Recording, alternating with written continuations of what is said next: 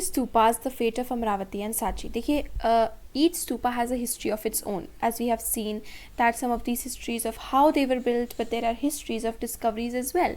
And let us now turn to some of these. हर स्तूपा की अपनी एक हिस्ट्री, अपनी एक स्टोरी है, कैसे वो बने, क्यों बने, एंड इनफैक्ट ये स्टोरीज भी है कि वो कैसे डिस्कवर हुए. तो देखिए 1796 में एक लोकल राजा थे जिनको एक टेम्पल बनाना था, और वो एक्सीडेंटली अमरावती में जो स्तूपा है उसके रूइंस पे स्टम्बल हो गए. मतलब अमरावती का स्तूपा बहुत अच्छे से प्रिजर्व नहीं था, वीक हो चुका था और ऑलमोस्ट अपने रूइंस में था.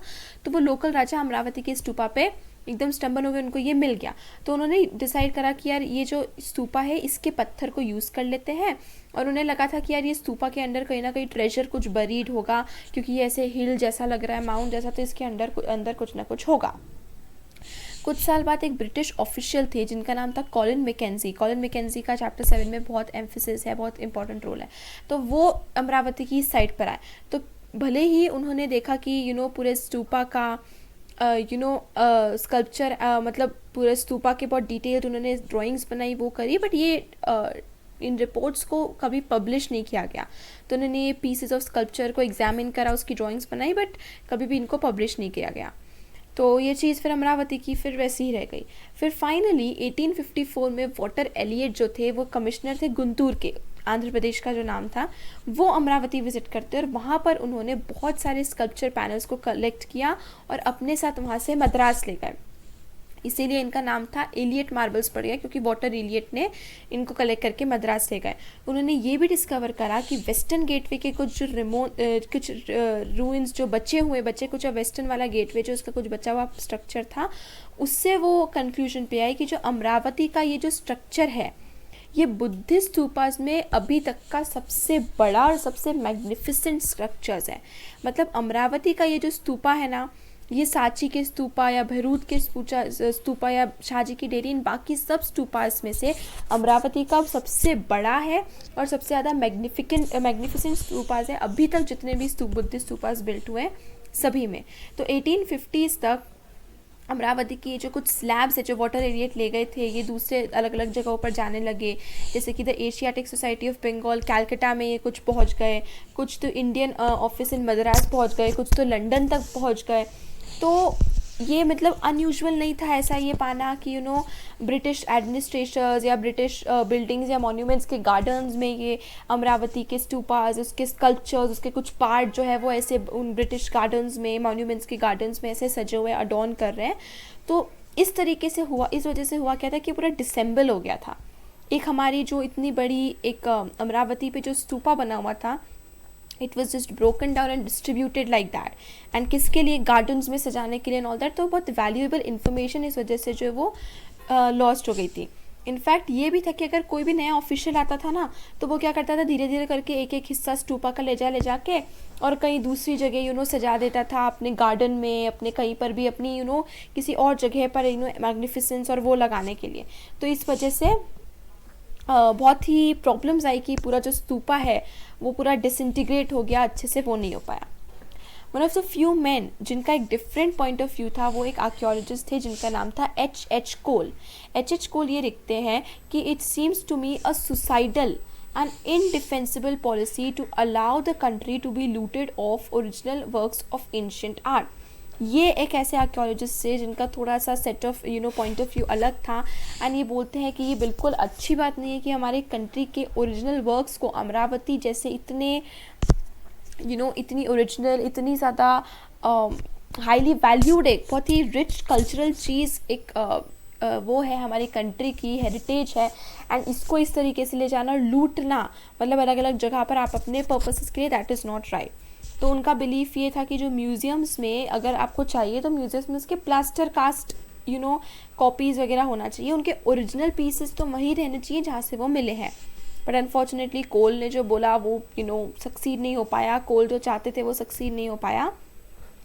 एंड वो अमरावती की अथॉरिटीज़ को ये कन्विंस नहीं कर पाया कि हमें इस स्ट्रक्चर को, जो ये स्तूपा बना हुआ है, इसको इसी तरीके से प्रिजर्व करना चाहिए जैसे कि सांची को करा था. तो ये चीज़ हो नहीं पाया.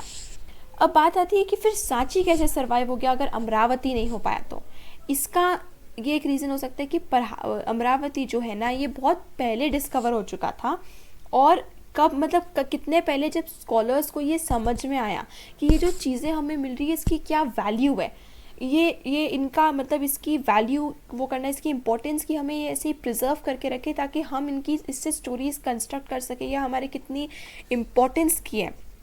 स्कॉलर्स ये चीज़ समझते उसके पहले ही अमरावती डिस्कवर हो चुका था, तो इस वजह से हो नहीं पाया। सांची डिस्कवर हुआ था 1818 में, तो जब 1818 में सांची की डिस्कवरी हुई थी, सांची पे स्तूपा हुई थी, तो उसमें से 4 गेटवे में से 3 अभी भी खड़े हुए थे। ओके मतलब प्रॉपर वो गिरे नहीं थे, टूटे नहीं थे। 4th जो था वो उसी जगह पर पूरी प्रॉपर कंडीशन में था, पर बस वो गिरा हुआ था, गुड कंडीशन में था, वो टूटा फूटा नहीं था, बट वो बस खड़ा ना होकर और वो ऐसे गिरा हुआ था। तो इसके बावजूद इट वाज सजेस्टेड कि गेटवे जो है वो पेरिस या लंदन लिया जाए कि मतलब ऐसा बोला था कि वो गेटवे बिल्कुल ठीक था, उसको चाहते तो वापस ठीक कर देते, पर ये सजेशन आ रहे थे कि अरे इसको तो पेरिस के म्यूजियम में ले जाओ, लंदन के म्यूजियम में ले जाओ। बट फाइनली बहुत सारे ऐसे फैक्टर्स थे, बहुत सारे ऐसे लोग थे जिन्होंने उसको होने नहीं दिया, एंड फाइनली इस वजह से आज सांची स्तूपा जैसा है वो वैसा ही है। एंड दूसरी तरफ जो महाचैत्य, जो अमरावती स्तूपा जो महाचैत्य है, वो जितना सिग्निफिकेंट, जितना मैग्निफिसेंट था, वो अपनी ग्लोरी तो लॉस्ट कर चुका है, लूज कर चुका है, लेकिन उसके कंपैरिजन में Sanchi by fortune well preserved है। In situ means on the spot. Okay, ये फिगर यहाँ पर भी देख लीजिए, this is the eastern gateway Sanchi, notice the vibrant sculpture. ये देख लीजिए कितनी प्रॉपरली इसमें स्कल्पटिंग की गई है, कार्विंग की गई है। एंड मैं आपको बता दूं कि ये जो है दीज हम ये आगे पढ़ेंगे कि इन सिम्बल्स का मतलब क्या है। ये जो सर्कल्स दिख रहे हैं, दीज आर लाइक द हम ऐसा स्पेक्यूलेट करते हैं कि ये एक जैसे कि स्क्रिप्ट के रोल्स जैसे हैं। हम पेपर को ऐसे दोनों तरफ से फोल्ड करते हैं फिर खोलते हैं ना, so it's like something like that. Sculpture, अभी हमने देखा कि कैसे सांची स्तूपा से और अमरावती से कैसे ऐसी प्लानिंग हो रही थी कि इन स्कल्पचर्स को, ये देखिए यहाँ से जो स्कल्पचर्स बने हुए इनको हटा के दूसरी जगह लिया जाए, यूरोप तक वहाँ ले आया जाए। बट ये उस वजह से हुआ क्योंकि जिन लोगों ने इसको देखा, डिस्कवर किया, उन्हें ये बहुत ब्यूटीफुल, बहुत ही वैल्यूएबल, बहुत ही ऐसे लगे, तो उनका ये लगा कि यार इसको यहाँ नहीं रह के हम तो हमारे काम में लेंगे, हम डेकोरेशन वगैरह में यूज़ करेंगे, क्योंकि अगर ये चीज़ अच्छी नहीं होती तो कौन ले जाता, right. So because they were beautiful, because they seemed so beautiful and valuable, तभी ये लोगों को ग्रीड हुआ मन में कि यार ये तो हम ले जाए हमारे पर्पसेस के लिए। तो अब हम देखते हैं, कुछ इन पे क्लोजली देखेंगे एंड हम कोशिश करेंगे जानने की कि ये जो बने हुए हैं, ये जो स्कल्पटेड, इनका मतलब क्या है। स्टोरीज इन स्टोन, हम वंडर कर रहे होंगे, स्टोरी टेलर्स कैरिंग स्क्रोल्स, जिन्हें बोलते हैं चरण चित्रास ऑफ क्लॉथ और पेपर। हम अपने देखे होंगे ना ऐसे चरण चित्रास, जैसे कि आप गूगल पे जाके सर्च कर सकते हैं स्टोरी टेलर्स देखिए कि वो दोनों तरफ से ऐसे पेपर को रोल कर देता है ना, एक स्क्रोल जैसा वो बन जाता है, ठीक है। और उसके अंदर पिक्चर्स होते हैं जो कि पिक्चर्स जो है वो एक प्रॉपर स्टोरी बनाते हैं। तो ये अगर हम देखें, ये जो सर्कल्स आपको यहाँ पर दिख रहे हैं, ये ऐसा ही लगता है कि ये जो पूरा ये वाला जो फिगर है, यहाँ पर आपको फिगर 4.13 यहाँ पर दिखाया गया है, ये यहाँ पर ये 4.13 जो है ये रूरल सीन हमें देखने को लगता है। कि पहले तो हमें लगता है कि ये रूरल सीन है, लेकिन बाद में जब आर्ट हिस्टोरियंस ने इसको स्टडी करा, जो टेक्स्ट है उसके साथ इसको कंपेयर करा, तब पता चला कि ये विसांतरा जताका से एक सीन है और ये एक जेनरस प्रिंस के बारे में एक वो है जो कि सब कुछ छोड़ छाड़ के, मतलब एक बहुत ही वेल्दी जेनरस प्रिंस है जो कि सब कुछ छोड़ छाड़ के चला गया, ब्राह्मण को एक सब कुछ दे दा के और एक फॉरेस्ट में चला गया अपनी वाइफ और चिल्ड्रन के साथ, सब कुछ छोड़ के, मोह माया वगैरह छोड़ के। तो ये जो केस है, हिस्टोरियंस जो है वो ऐसे कोशिश करते हैं कि जो टेक्स्ट में लिखा हुआ है उनको इन स्कल्पचर्स के साथ कंपेयर करते हैं तो टेक्स्ट समझ में आता है कभी कभी, या कभी कभी ऐसा होता है कि इन स्कल्पचर्स को देखते फिर टेक्स्ट पढ़ते तो समझ में आता है कि इस स्कल्पचर में क्या बना हुआ है। तो ये दोनों तरफ से ये काम होता है। आप ये भी देख सकते हैं, देखिए, do you think the sculptures at Sanchi want to depict a scroll been unfurled. ये देखिए, ऐसा लगता है कि हो सकता है ये स्क्रोल जैसा है कि स्क्रोल खुल रहे हैं दोनों तरफ से, ये ऐसे गेटवे लगते हैं। Symbols of worship, art historians जो है उनको सभी हैजियोग्राफीज़ वगैरह पहले पढ़नी पड़ी, उन्होंने सारे बुद्धिज़्म रिलेटेड जितने भी टेक्स्ट वगैरह थे उनको सब पहले पढ़ने पड़े, तब जाके वो ये समझ पाए कि यार इन सिंबल्स का जो इस पे बने हुए हैं इसका मतलब क्या है। फॉर एग्जाम्पल यहाँ पर अभी हम देखेंगे जैसे कि हैजियोग्राफीज के अकॉर्डिंग बुद्धा को इनलाइटमेंट मिली थी एक ट्री के अंदर मेडिटेट करते हुए, ठीक है। तो बहुत अर्ली स्कल्पचर्स जो थे उन्होंने कभी भी बुद्धा को ह्यूमन फॉर्म में नहीं दिखाया, जबकि वो कैसे दिखाते थे बुद्धा को, इन सिंबल्स के थ्रू दिखाते थे। जैसे कि एक एम्प्टी सीट है, ओके, एम्प्टी सीट मतलब बुद्धा मेडिटेशन करे इस तरीके से दिखाते हैं। एंड द स्तूपा एक रिप्रेजेंटेशन था महापरिनिब्बना का, ठीक है। एक और सिंबल जो बहुत फ्रीक्वेंटली यूज होता था वो था व्हील। तो व्हील जो था वो बुद्धा का फर्स्ट सर्मन को सिंबलाइज करता था जो उन्होंने सारनाथ में दिया था। तो मैं आपको यहाँ क्या समझाने की कोशिश कर रही हूँ कि देखिए इन स्तूपास पे, इन स्कल्पचर्स पे, ये जितनी भी वर्क्स हैं ये एक स्टोरी बताते हैं। They are made for a purpose. इनमें जो भी बना हुआ है एक एक एलिमेंट जो है वो एक पर्पस है इनका, ठीक है। फॉर एग्जाम्पल अगर इसमें देखेंगे, ठीक है, ये है figure 4.14, this is figure 4.15 and this is figure 4.16। अब 4.16 में आप देखेंगे कि यहाँ पर एक व्हील बना हुआ है, ये पूरा व्हील है, इसके अलावा यहाँ पर और कोई कुछ नहीं दिख रहा है बैठा हुआ। तो इसका मतलब ये कि स्कल्पचर ये बताने की कोशिश कर रहा है कि यहाँ पर बुद्धा ने अपना पहला सरमन दिया है, ओके, ये बुद्धा के फर्स्ट सरमन को डिपिक्ट कर रहा है। या फिर आप इसमें देखेंगे ये क्या दिखा रहा है, एक स्तूपा दिखा रहा है। तो स्तूपा को वर्शिप करना मतलब बुद्धा ने एनलाइटनमेंट ले ली, महापरिनिब्बना, वो डिपिक्ट कर रहा है। यहाँ पर आप देखेंगे कि ये एक ट्री बना हुआ है। अब इस ट्री के अंदर देखिए सीट जो है वो खाली है, इस पर कोई नहीं बैठा हुआ है, कोई वो नहीं है, लेकिन लोग जो है वो इस ट्री को वर्शिप कर रहे हैं। इसका मतलब क्या है, इसका मतलब ये कि उन्होंने बुद्धा को ज़रूरी नहीं है ह्यूमन फॉर्म में दिखाया है, उन्होंने बुद्धा को थ्रू सिम्बल्स दिखाने की कोशिश की कि अगर ट्री है तो मतलब ये एक बोधि ट्री, क्योंकि वर्शिप कर रहे हैं सब लोग इस ट्री को, तो मतलब ये बोधि ट्री है, वही ट्री है जहाँ पर नीचे बैठकर बुद्धा ने एनलाइटनमेंट उनको मिली थी। तो ये इन सिंबल्स के थ्रू, ज़रूरी नहीं कि हर बार बुद्धा को ह्यूमन फॉर्म में ऐसे आँख नाक इसके वो ही बताए, इन सिंबल्स के थ्रू भी वो लोग बुद्धा का प्रेजेंस बताते थे। तो ये ऑब्वियस है, ये स्कल्पचर्स को हम लोग ऐसे तो समझ नहीं सकते ना। आप देखो जैसे कि अगर हमारे पास ये टेक्स्ट यहाँ रिटर्न नहीं होता, तो आपने ये व्हील देखा, इस व्हील से तो हमें कुछ समझ ही नहीं आता कि what the wheel is trying to depict. तो ये it was with the help of these texts, ये जो टेक्स्ट लिखे गए थे, ये सारे हिस्टोरियंस ने इन टेक्स्ट को बहुत केयरफुली रीड किया, तब उन्हें समझ में आया कि ये जो सिम्बल्स हैं इनका मतलब क्या है, ठीक है। For instance the tree does not stand simply for a tree but symbolises an event in the life of the Buddha. Tree, पेड़ का मतलब सिर्फ पेड़ नहीं है, वो पेड़ बुद्धा की लाइफ का एक इम्पॉर्टेंट इवेंट है। इन सिंबल्स को समझने के लिए हिस्टोरियंस को पहले जितने भी वर्क्स ऑफ आर्ट है उनको देखना पड़ा, हर उसको समझना पड़ा, टेक्स्ट को पढ़ना पड़ा, तब जाकर वो मेकआउट कर पाए कि इनका मतलब क्या है।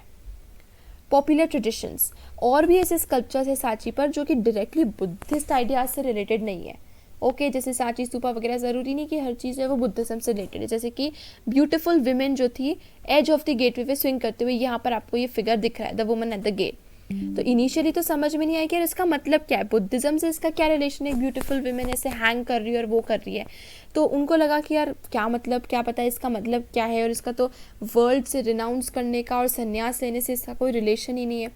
बाद में जब उन्होंने टेक्स्ट को पढ़ा, जितने टेक्सचुअल वर्क्स थे उनको पढ़ा, तब समझ में आया कि this is a depiction of Shalabhanjika. Shalabhanjika एक संस्कृत वर्ड है, इसका मतलब ये एक पॉपुलर बिलीफ है, ये वो एक वुमेन है जिसके टच से पेड़ों में भी फूल खिलते हैं, फ्रूट आते हैं, मतलब एक ऑस्पिशियस सिंबल टाइप है ये, ओके, जो कि डेकोरेशन ऑफ स्तूपा में ऐड किया गया है। मतलब उसके इनके टच से, इनके उससे बहुत अच्छी चीज़ें होती है, ऑस्पिशियस चीज़ें होती है। तो इसका डायरेक्ट लिंक तो बुद्धिज़्म से नहीं है, लेकिन ये सिंबल भी इम्पॉर्टेंट है उनके आइडियाज़ को डिपिक्ट करने के लिए।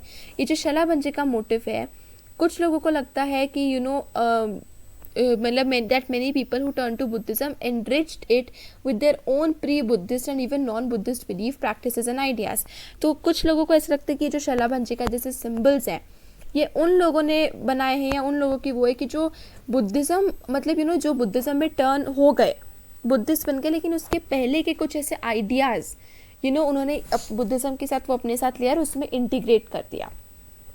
और भी ऐसे कुछ मोटिव्स है जो बार बार हमें देखने को मिलते हैं, स्कल्पचर्स है, तो ऐसा हमें बहुत क्लियरली ऐसा लगता है कि यार कुछ ऐसे स्कल्पचर्स, ऐसे मोटिव्स, ऐसे डिज़ाइंस और पैटर्न्स हैं, ऐसी चीज़ें हैं जो कि बुद्धिस्ट ट्रेडिशन से नहीं है, जो बाकी ट्रेडिशन से लोग जब बुद्धिज़्म में कन्वर्ट हुए तो वो अपनी ट्रेडिशन की चीज़ को उन्होंने बुद्धिज़्म में इंटीग्रेट करके और इस तरीके से डिस्प्ले करा।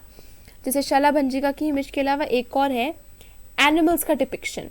ठीक है, इन एनिमल्स में इंक्लूड होते हैं एलिफेंट्स, हॉर्सेज, मंकी, कैटल, ये सभी एनिमल्स बहुत क्लियरली हमें एलिफेंट वगैरह देखने को मिलते हैं। तो जटाकास में तो बहुत सारी एनिमल की स्टोरीज हैं, ठीक है, जो कि सांची पे अच्छे से बने, लेकिन बहुत सारी ये जो एनिमल्स हैं ये लाइवली सीन्स क्रिएट करने के लिए भी, ताकि व्यूअर्स को अट्रैक्ट कर सके, मतलब इनका पर्पस अलग था। एंड एनिमल्स को सिंबल्स ऑफ ह्यूमन एट्रीब्यूट्स भी कभी कभी दिखाया जाता था। कैसे, देखो, जैसे एलिफेंट जो था वो अगर कहीं एलिफेंट बना हुआ है तो वो एक डिपिक्शन था ह्यूमन स्ट्रेंथ और विजडम का, क्योंकि बोलते हैं ना कि एलिफेंट्स आर वेरी इंटेलिजेंट। तो अगर कहीं एनिमल बना है तो ऐसा भी हो सकता था कि animal is a depiction of strength and wisdom. तो ह्यूमन के जो एट्रीब्यूट्स और पर्सनैलिटी कैरेक्टरिस्टिक्स वगैरह होती हैं उसको दिखाने के लिए भी कभी कभी इन एनिमल्स को ड्रॉ किया जाता था। जैसे ये गजलक्ष्मी के बारे में हम आगे पढ़ेंगे। This is a painting from Ajanta. ठीक है, ये जो सीटेड फिगर है ये देखिए, इन सब इसको सर्व कर रहे हैं। This is a serpent and Sanchi, again एक सांप है, तो ये सांप का क्या रिलेशन है वो हम पढ़ेंगे। पेंटिंग्स फ्रॉम द पास्ट, बहुत सारे स्टोन स्कल्पचर्स जो है वो आज भी in spite of the long time की उन्होंने सर्वाइव कर लिया है, और इसीलिए हिस्टोरियंस के लिए हमारे लिए अवेलेबल है। Other visual means of communication including paintings were also use in the past. तो स्टोन स्कल्पचर्स तो यूज़ किए जाते थे, पेंटिंग्स भी डिपिक्शन के लिए यूज़ किया जाता था। जैसे अजंता, जो कि महाराष्ट्र में अजंता केव्स है, वहाँ पर बहुत सारी ऐसी पेंटिंग्स सर्वाइव है, और ये ऑलमोस्ट मतलब मोस्ट फेमस पेंटिंग्स में से है। जो पेंटिंग्स एंड अजंता ये बनी हुई है, ये जटाकास की स्टोरीज को डिपिक्ट करती है। These include depiction of courtly life, processions, men and women at work and festivals. ये जो आर्टिस्ट है उन्होंने एक टेक्निक ऑफ शेडिंग यूज़ किया है, जिससे वो फिगर्स को 3 डिमेंशनल क्वालिटी देते हैं, 3D क्वालिटी दिखाने के लिए एक शेडिंग की एक नई टेक्निक यूज़ की है। एंड ये कुछ पेंटिंग्स जो है वो बहुत ज़्यादा नेचुरलिस्टिक भी हमें कुछ कुछ देखने को मिलती है। तो अजंता की ये जो पेंटिंग्स का वर्क है ये बहुत इंपॉर्टेंट है हमारे लिए चीज़ों को समझने का। एक और मोटिव है, जैसे हमने अभी ये एलिफेंट का मोटिव देखा या फिर हमने शलाभंजिका का मोटिव देखा, ऐसे ही एक और मोटिव है एक वुमेन का, ये देखिए, जो कि लोटस से सराउंडेड है। ठीक है, एंड जिसके ऊपर एलिफेंट्स जो है वो इस तरीके से पानी उसके ऊपर स्प्रिंकल कर रहे हैं और ये जैसे एक अभिषेक परफॉर्म कर रहे हैं। ठीक है, तो अब कुछ लोगों को समझ में नहीं आया, तो कुछ हिस्टोरियंस को लगा कि शायद हो सकता है ये माया है, माया मतलब बुद्धा की मदर है। कुछ लोग उसको पॉपुलर गॉडेस गजलक्ष्मी के साथ रिलेट करते हैं, which is literally the goddess of good Fortune, जो कि एलिफेंट्स के साथ एसोसिएटेड है, गजलक्ष्मी। तो ये भी पॉसिबल है कि जो डेविटीज़ है वो दोनों इसको माया भी समझते थे और गजलक्ष्मी भी समझते थे। तो इस तरीके से ये सिंबल्स जो है हम उसको with the help of text और उससे हम समझने की कोशिश करते हैं कि इन पर्टिकुलर सिंबल्स का क्या मतलब है, क्या मीनिंग है। एक और सिंबल की बात करें हम, जैसे यहाँ पर एक सर्पेंट, जो कि बहुत सारे पिलर्स पे हमें मिलता है। ये मोटिव जो है ये popular traditions which were not always recorded in text, मतलब ज़रूरी नहीं कि हर चीज़ टेक्स्ट में रिकॉर्ड किए जाए। Interestingly, one of the earliest modern art historians, James Ferguson, considered Sanchi to be a center of tree and serpent worship. He was not familiar with Buddhist literature, most of which had not yet been translated, and arrived at his own conclusion by studying only the images on their own. आपको समझ में आया यहाँ पर क्या लिखा हुआ है? वो ये कहने की कोशिश करी कि एक आर्ट हिस्टोरियन था जेम्स फर्गसन, जब उन्होंने सांची स्तूपा को देखा तो उस पर उन्होंने ये ट्री एंड सर्पेंट के इतने सारे सिंबल्स देखे, तो उन्हें ऐसा लगा कि यार ये जो सांची स्तूपा है इसका एक्चुअल मीनिंग ये है कि ये ट्री और सर्पेंट वर्शिप के लिए यूज़ किया जाता है, क्योंकि इस टाइम तक बुद्धिस्ट टेक्स्ट वगैरह इतने जो है वो उनको डिसाइफर नहीं कर पाया था या फिर ट्रांसलेट नहीं हुए थे वो, तो वो उन्होंने अपने उस पर सिर्फ पिक्चर्स देख के उनका कुछ और ही मीनिंग निकाला। तो दैट शोज़ कि यार पिक्चर्स देखना, उनको समझना and to relate it to textual traditions कितना इम्पॉर्टेंट है, वरना उसका पूरा मीनिंग चेंज हो जाता है।